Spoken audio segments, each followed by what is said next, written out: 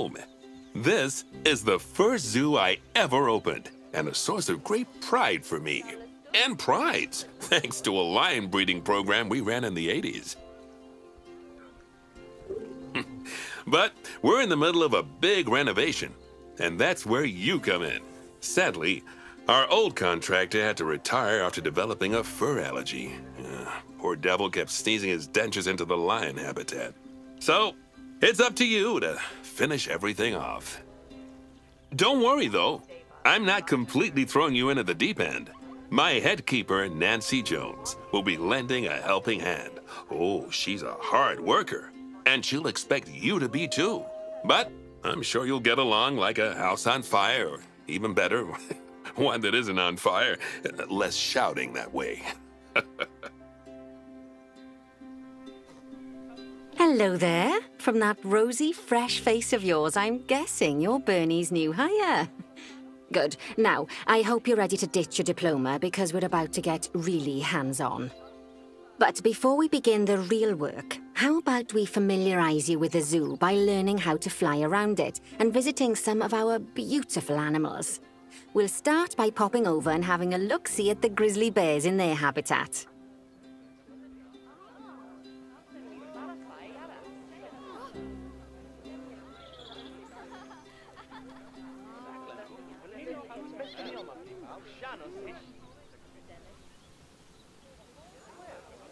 Did you know that grizzly bears, also known as Ursus arctos horribilis, can hibernate for up to 7 months a year? Oh, but then again, given the chance, I think a lot of people would do that too. Select one of the bears and you'll bring up its information panel.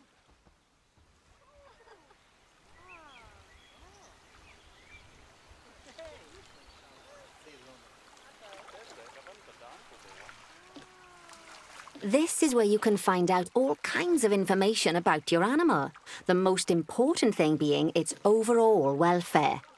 You'll learn more about animal welfare today as we go through your objectives. But for now, let's enjoy this magnificent animal. Why don't you select the camera at the bottom of its information panel?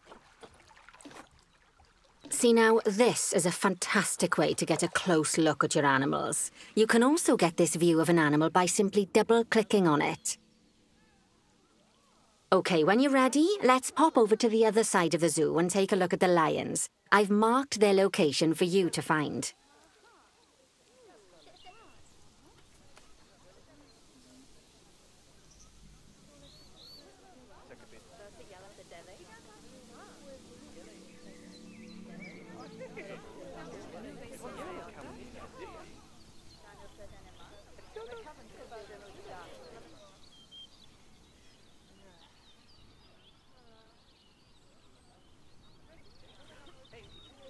Panthera leo.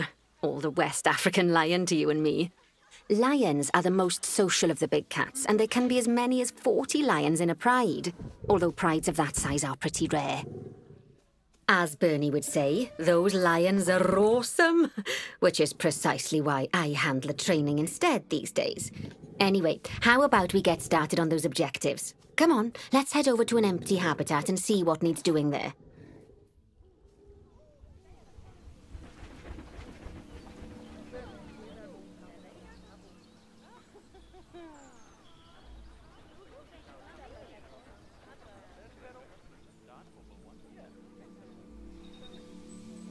As you can see, it's a lovely space for animals, but it's missing a certain something. Well, 2 somethings. Warthogs. So I'd like you to adopt a pair of them. To adopt animals, we need to open the animal market, which is in the animal trading section. There we are, a pair of perfectly splendid warthogs for our zoo. Just click on them and select Adopt from the side menu. Normally, the animal exchange would be full of animals, but I've emptied out the market while you learn how it works. The last thing I need is you accidentally ordering a dozen elephants. When you adopt an animal, it's automatically placed in the trade centre, where they're held until you're ready to move them into their habitat, which, as it happens, you are. So how about you move them into their new home?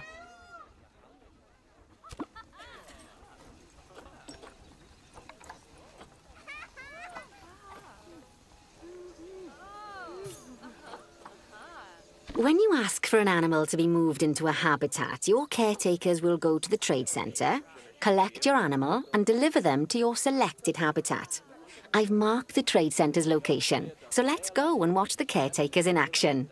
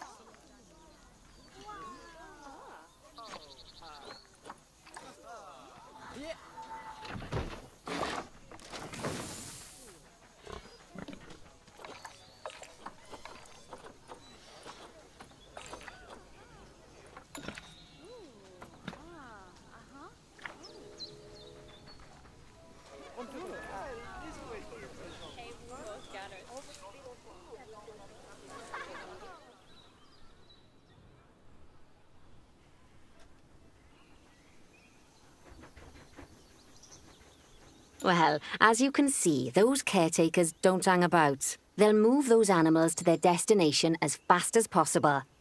Of course, normally we'd have to place the animals into quarantine before moving them into a habitat, but I am assured by a person of good standing that these warthogs are in the very rudest of health. Right, let's get the warthog's habitat finished up so we can keep them nice and happy. You see, each animal in the zoo has an overall welfare statistic, basically how happy they are. And that overall welfare statistic is itself comprised of 4 different areas: nutrition, social health, habitat, and enrichment. Luckily, if you select an animal, you'll bring up their animal welfare information panel, which we saw earlier, where you can see how they're doing. That way, you'll know exactly what areas need to be addressed. Don't worry if that's a lot to remember. You can always check the Zoopedia for more information. Let's start by making sure we're taking care of the warthog's nutrition welfare.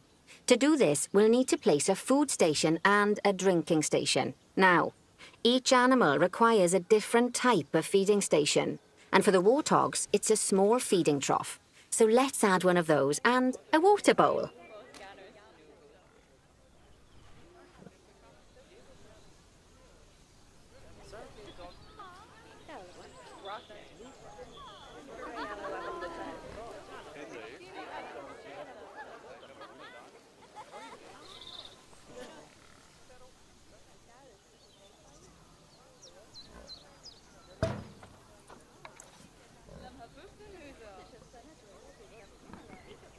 Animals also require stimulation to keep them happy. Let's add a lovely mud bath for the warthogs to roll around in. That bath will count towards their enrichment welfare, specifically their toy enrichment welfare. Oh, nice work. You've got a knack for this, I see. Now, our contractor had to leave in a hurry, so this place is in a fair old state. Unfinished thingamajigs and whatsits all over the shop. But the first thing we need to finish is the ostrich habitat. It's over near the hippos.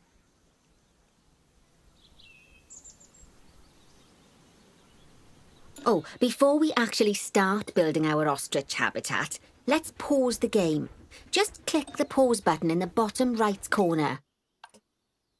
Ah, that's more like it. A quick break.